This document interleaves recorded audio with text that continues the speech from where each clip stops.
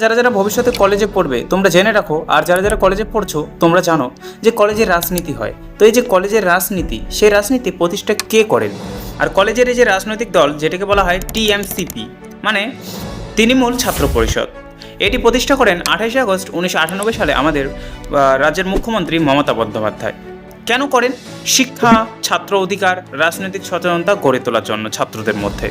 আর মমতা বন্দ্যোপাধ্যায় এই যে দলটি গড়ে তুলেছিলেন, সেটার উদ্দেশ্য কী ছিল? সেটার উদ্দেশ্য ছিল কলেজ ও বিশ্ববিদ্যালয়ে ছাত্র রাজনীতি, ঠিক আছে, ছাত্ররা যাতে রাজনীতি শেখে এবং ছাত্রদের অধিকার রক্ষা, ছাত্ররা যেন নিজের অধিকারের দাবি জানাতে পারে, শিক্ষা ব্যবস্থার উন্নয়নের জন্য দাবি, যে কোথায় কি শিক্ষা ব্যবস্থা উন্নয়ন করা দরকার তার জন্য দাবি ছাত্ররা যাতে জানাতে পারে, এবং তৃণমূল কংগ্রেসের নীতি, ছাত্ররা যেন তৃণমূল কংগ্রেসের সাথে জড়িত থাকে এবং তারা যেন অন্য কোনো পার্টির দলে চলে না যায়।